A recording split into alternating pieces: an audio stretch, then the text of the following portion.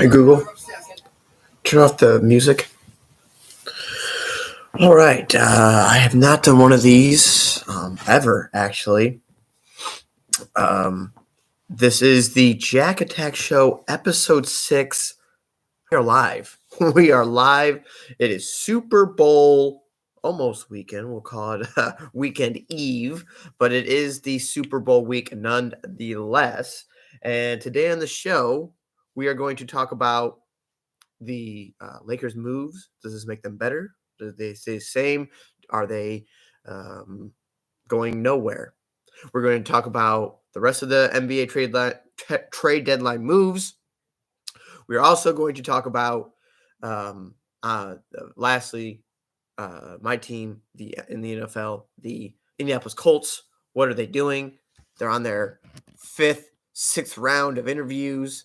What in blue hell is going on over there? So we're going to talk about that as well. But without further ado, oh, that's just my screen. My bad.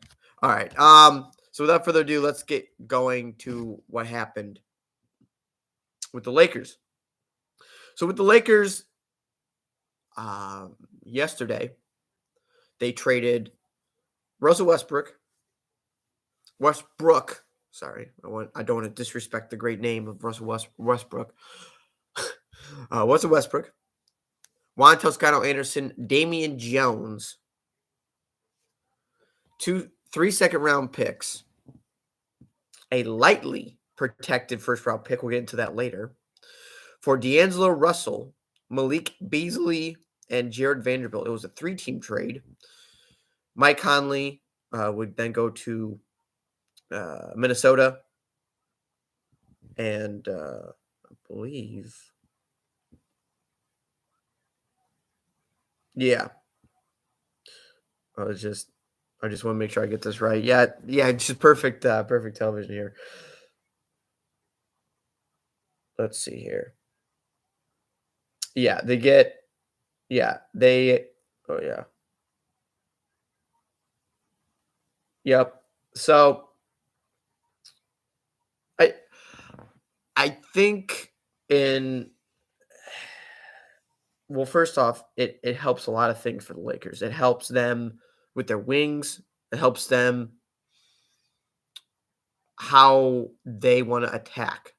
Now, I told a lot of people at work, and I will continue to say this: they need to make sure that rotation is crisp by the end of February. And I know you're like, well, that's insane. That's preposterous. I don't really think it's that crazy when you think about it. Okay, so here's the I know, I just now got to it. So going back to what I was saying, the official deal, D'Angelo Russell, Malik Beasley, and Jared Vanderbilt. So both two of those guys are from the Jazz. One are from Minnesota, which would be D'Angelo Russell. Vanderbilt and Beasley are both respectively from the Jazz. T-Wolves get Mike Conley, Nicole Alexander-Walker. I've always kind of liked him. Second round pick in 2024, 25, and 26 for the T-Wolves. And you look at it and you go, wow, what a haul. But then you dig deeper and you're like, what kind of haul are we talking? Are we kind of talking about here? Their deal was the following. Their deal was Russell Westbrook, Juan Toscano-Anderson, Damian Jones. I've seen Damian Jones. He's Damian Jones. He's nothing special. And then the Lakers 2027 first round pick. It is not unprotected. This is a light protection. I have not seen that before, but it is 1 through 4 protected. It wouldn't be the Lakers' luck. It goes 5, and it goes back to the Jazz. But all in all, I think the Jazz did all right. They got something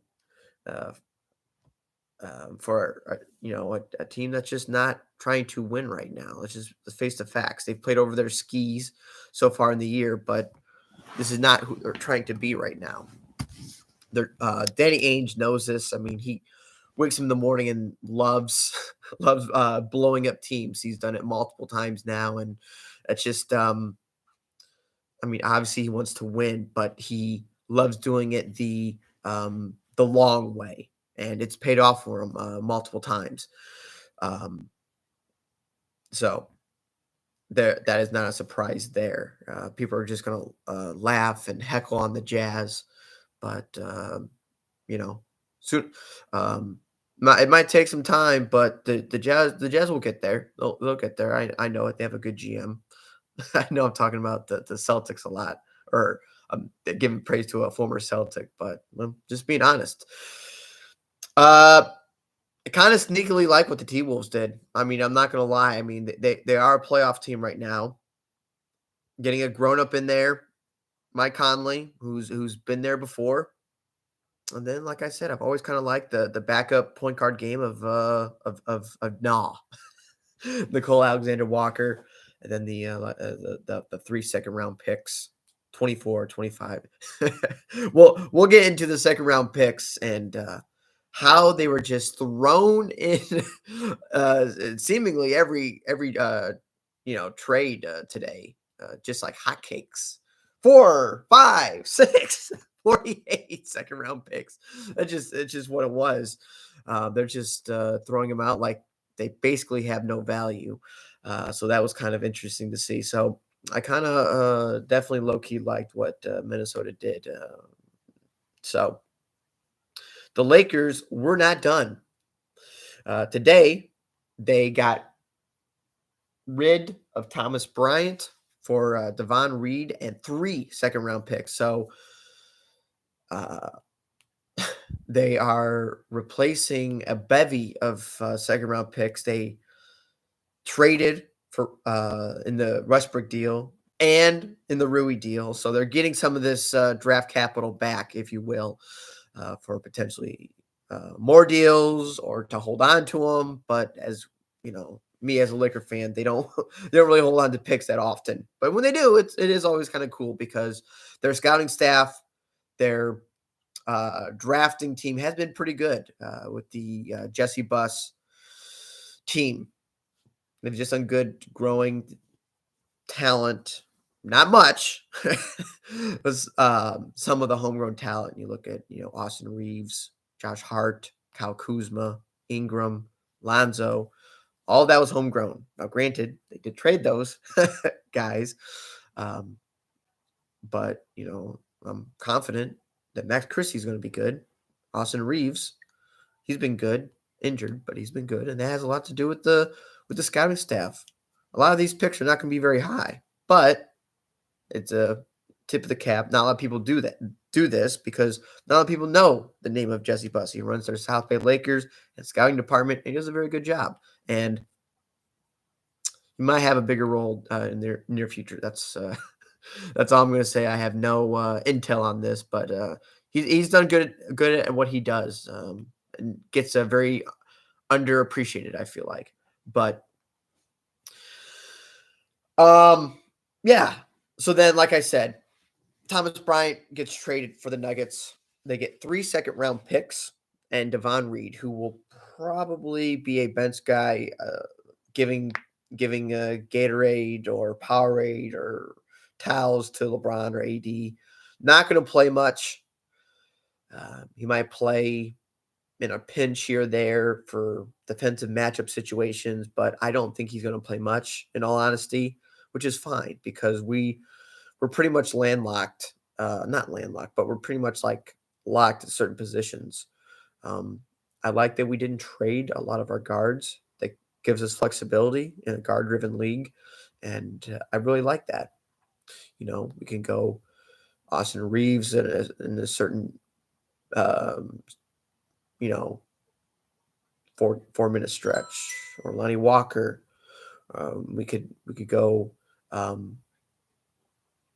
Lonnie, or we could go D'Angelo, Lonnie. We could go D'Angelo Malik. We could go Malik, D'Angelo.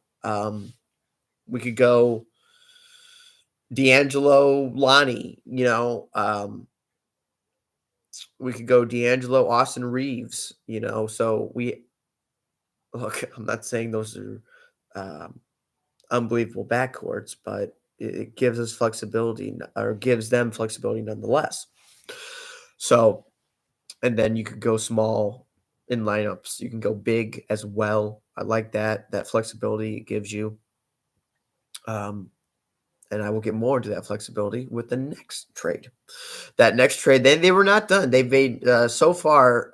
We're looking at 5 new players: Malik Beasley, Jared Vanderbilt, D'Angelo Russell, Devon Reed, and then now the 5th one from the Orlando Magic, traded for Patrick Beverly, Mo Bamba. This is an interesting one. Well, they have space now with Thomas Bryant gone. He wanted to trade apparently from the reduced minutes after Anthony Davis comes back, but we all know you're getting reducted minutes when AD comes back. It's the nature of the business. You're not Anthony Davis. So it will look like you could have a lineup of AD and Wyndon Gabriel. That is, you could have a lineup of, because I was talking about the small lineup. You could also have a lineup of like AD and Mo. I wouldn't, that would be a scary front court there, or I guess it would be backcourt. No, front court. Yeah, Jesus. So that would be kind of a very defensive heavy backcourt there. But yeah, you could go Mo. You could go Mo and Mo and Anthony Davis. You could go Jared Vanderbilt, Anthony Davis too, because he plays the 4, and then you could ship Anthony Davis to the 5 guard, or to the 5 position, big man.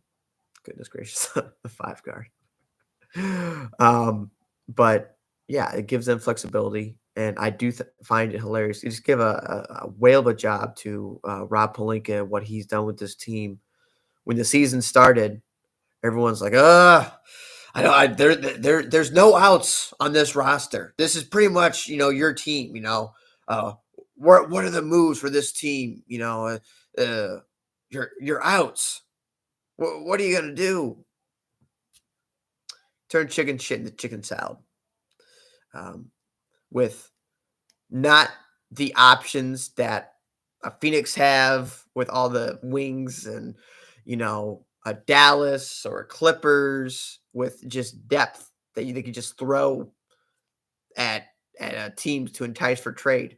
They didn't have that, but he still made it work. Got pieces with what he did have, and that's very commendable. Some had chicken salad and made it into filet mignon, and we had chicken shit and made it into, what I would call chicken shit and chicken salad. So, like I said, it wasn't bad, but at the same time, I don't like it. Yeah, it wasn't bad, but it wasn't the greatest moves ever, because of what we had to deal out. Because you're only good of what you have to deal out to. The Charlotte Hornets wouldn't even come close to a deal for KD. Why? They don't have anywhere close to the pieces. So, it's kind of like, you're only good for what the pieces you have in front of you. The Pelicans could have, thrown an offer for KD, but would KD have wanted to go there? KD wanted to go to Phoenix. So there you go.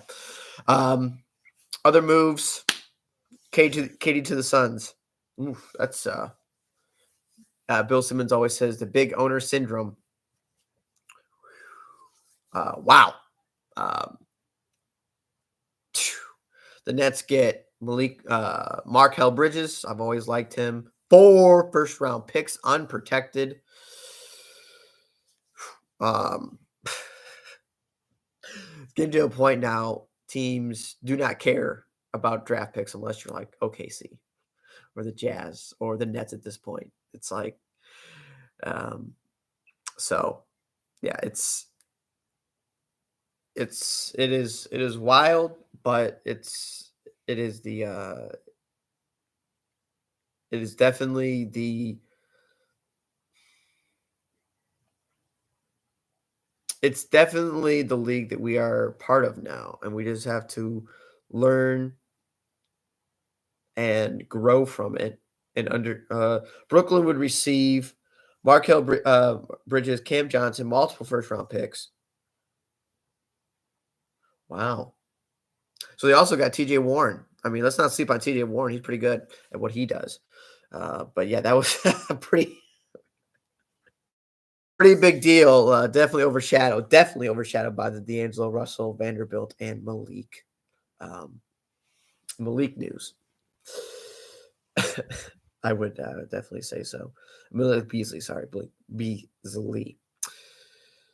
Um, yeah, it's definitely interesting. And then James Wiseman, oof.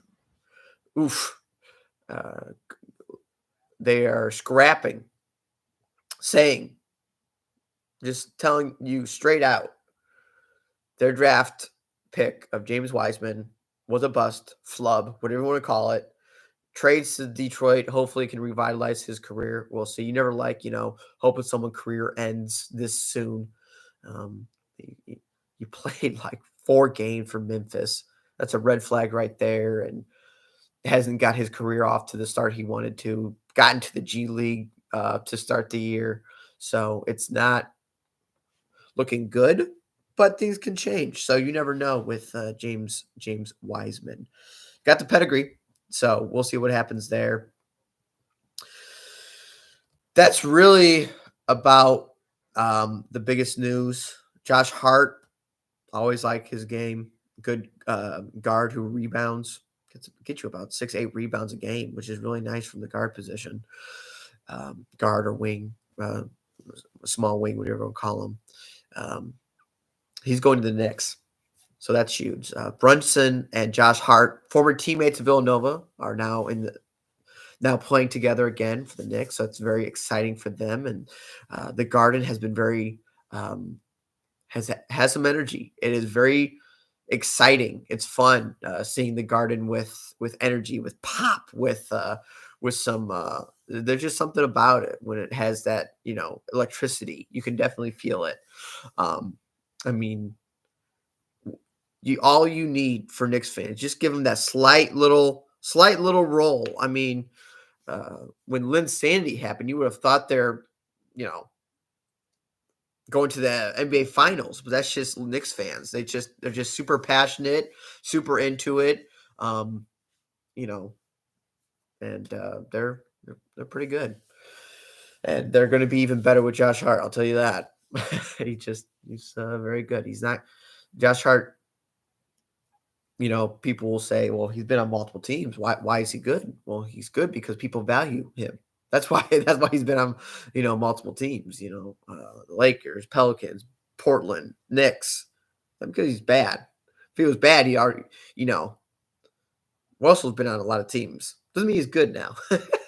There's a little bit of a difference, but those have been some of the biggest moves. Like I said, I'm not going into every single move because we'll be at the hour 46 mark. That was the case. Last one I'll bring up. Kyrie is to Dallas. Be remiss not to bring that one up. This was on Sunday, so this is a little bit late. It wasn't on the deadline, but it was still part of the trade deadline or the trade acquisitions a couple days before the deadline. But what I will say is this is going to be interesting. You have two ball dominant guards who love the ball, who love working with the ball, now on the same team. So it's, conventional wisdom is always like, oh, just put great players on the court and see what happens. That's what most people would say, but you also have something called chemistry and how they play together and, with people's tendencies when they're on the court, stuff like that. So that's going to be interesting down the stretch, how they play. like someone said, there's gonna be moments when Kyrie and Luka go off. There'll be games when they combine for 89 points, and you're like, holy shit. That's not gonna be a surprise. They're both very, very talented players. You know, the Mavericks didn't get, Slava Medvedinko. They got a good player. They got a great player. Damn it! I mean, they got a very good player. They got an elite player. He just has some, he's Kyrie. He's a Kanye West of the league for a reason. They don't call him that because he's mild mannered.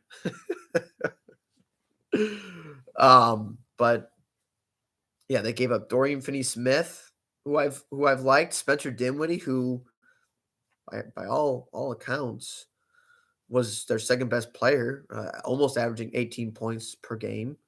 Um, but I really think, and then a couple first round picks. I really think this move was Luca. We're sorry that we screwed up on the Brunson decision because that seems like horrendous. It was just an awful move to get rid of Brunson because now he's just absolutely flourishing and just going off. Should have been an all-star. East was kind of loaded with guards, so it was tough. But at the end of the day, it was necessary to keep your superstar happy. Sorry we screwed up here. Here's another star to pair with. Their depth is now shot big time. When you go into playoff games, you're going to need 40, 41 minutes from these guys. And I'm not kidding. I mean, you're going to need Josh Green, their young guard who they drafted 2 drafts ago, I believe, to really, and I mean really step up. Played 40 minutes last game against the Clippers.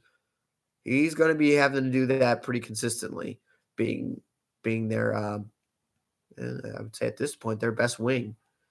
So you're throwing him in the fire fast because before he was just, living in the lap of luxury with the wings ahead of him. He doesn't have that luxury anymore. He's the guy from the wing position now. I'll tell you that. So that is what I will talk about via the trade deadline. Now I'm going to briefly, because we're almost at the 30-minute mark. It's a little long for my videos. What they are normally. So I'll just go quickly on the Colts. If I gave script writers, okay, this is the 2022 Colts script, they would look at it and they'd be like, what happened? What went wrong? Or they would say, well, this doesn't seem real. I'll start in week 1. And like I said, I'll go quick. There's just so many things that happened. Blankenship misses several key kicks. He has suffered with injuries, albeit premature, whatever you want to call it. They waive him. Okay. I mean, I wasn't crazy upset by it, but I was like, man, that's one game. And they tied with the Texans. But I'm like, oh, all right, Then they fire Frank. I believe it was like week 8. Okay. All right. I mean, who are you going to go to now? I mean, you got Bubba Vetrone, who's a pretty good special teams. You got all these capable quarterback or coaches in the wings.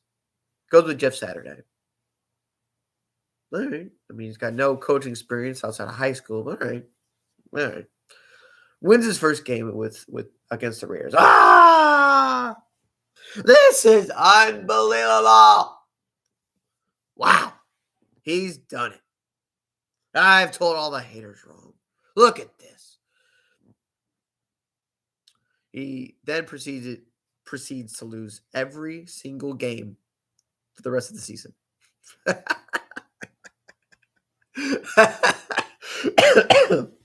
And that is why the Colts are drafting fourth. Thank you, Jeff Saturday. In between the Jeff Saturday news, you had Darius Leonard go down. You had Jonathan Taylor go down. You had a quarterback shuffling like I've haven't seen in a while. Matt Ryan starts, then he gets benched. While Frank Wright was still there, kind of like his last ditch effort or something like. I think it was probably an owner move. So then Sam starts. They just skipped right over Nick Foles, go straight to Sam, who showed flashes, but it wasn't anything like, whoa, we got a franchise guy here. We got Bill Adler statue next to Peyton because we got a franchise guy. Was not the case. Was not the case at all. He's fine. You know, it was really surprising to me that they had, people had jerseys that they were wearing of Sam Ellinger to Colts games. I was like, all right, cool. Then they benched him, went back to Matt Ryan. Have you found me here? Matt Ryan, Sam, Matt Ryan. Then he gets benched, goes to Nick. Then he gets actually injured. And then they go back to Sam for the rest of the year. Just complete craziness. Like I said, Shaq Leonard gets injured. Jonathan Taylor gets injured.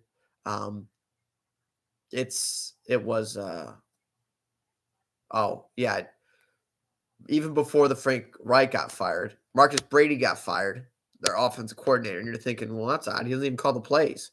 So something's going to be happening soon if he got fired. It's always hilarious when Frank Wright was at the press conference. Like, oh, he's a great man, character man, spiritual man. I love him to death, but it's just not his time. What? Well, pretty soon it's not going to be your time either, buddy.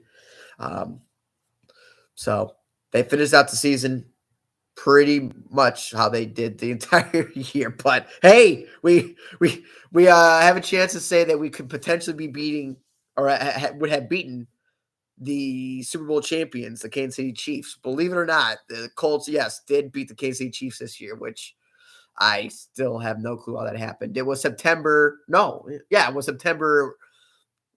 People thought strange things were, is Seattle legit? It was strange. But yeah.